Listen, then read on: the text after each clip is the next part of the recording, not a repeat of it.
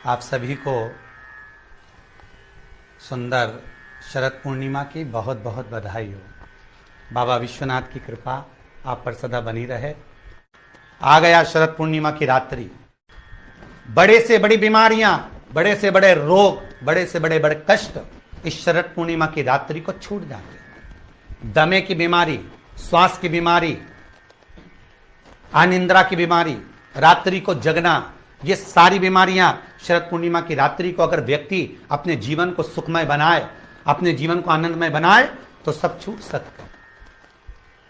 शरद पूर्णिमा की रात्रि को पीपल के पत्ते 5 लेकर उसके ऊपर खीर डालकर रात्रि को खा लेने से महाराज दमे की बीमारी, श्वास की बीमारी रुक जाती है। वो बीमारी बढ़ती नहीं है, उससे कष्ट नहीं होता। जिन बच्चों के नेत्र कमजोर होते हैं, रोशनी कमजोर होती है, शरद पूर्णिमा के दिन रात्रि को 12 बजे भगवान चंद्रदेव का दर्शन कराइए। 5 से 7 मिनट तक नयन मिलाएं चंद्रदेव के साथ और बाद में एक पीपल के पत्ते पर खीर जो चंद्र के नीचे रखी हुई है उसी खीर को चटा दीजिए। फिर चंद्र का दर्शन कराओ, फिर खीर को चटा दीजिए। महाराज नयन की ज्योति बढ़ती है, नींद नहीं आती तो निंद्रा देवी प्रवेश करती है, निंद्रा अच्छी आती है, आनंदित होता है।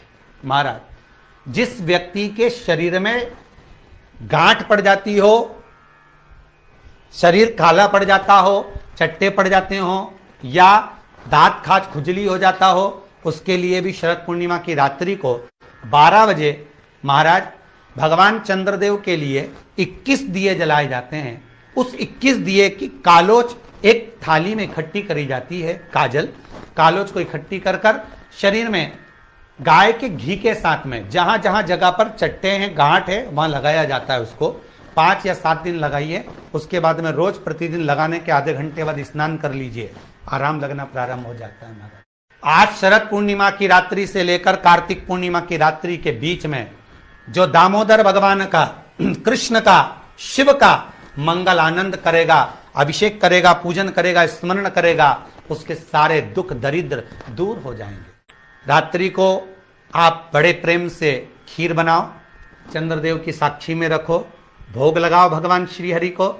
बन सके अगर लक्ष्मी की कमी है, लक्ष्मी नहीं आ रही है, व्यापार नहीं चल रहा है, तकलीफ बहुत ज्यादा है, घर में कष्ट है, कर्जा ज्यादा है, तो एक तांबे के कलश के ऊपर, तांबे के कलश में पानी भरना, कटोरी रखना, उस पर लक्ष्मी जी की मूर्ति रखना।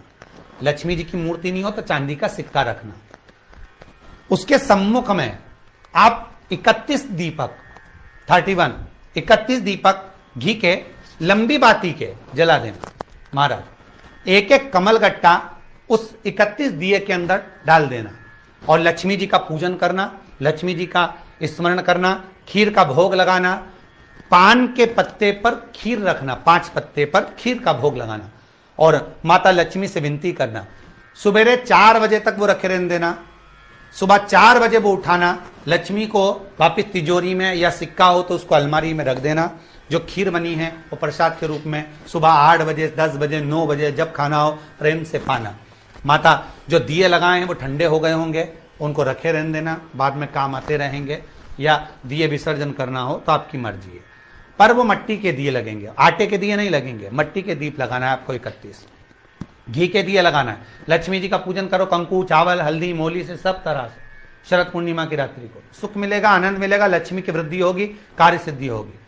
दूसरा क्रम, अगर कार्तिक पूर्णिमा हो, शरद पूर्णिमा हो, ये दोनों पूर्णिमा पर शरद पूर्णिमा के दिन आप शाम को प्रदोष काल के समय 4:30 बजे से 6 बजे के बीच में 1 लोटा पानी, उसमें 5 बेलपत्र रखकर, 1 कमलगट्टा डालकर भगवान चंद्रेश्वर महादेव के नाम से भगवान शंकर को चढ़ा दीजिए। आपकी जो कामना हो वो कामना कर कर चढ़ाएं, विनती करें चंद्रेश्वर महादेव को और निवेदन करें कि हमारा ये कार्य सफल हो।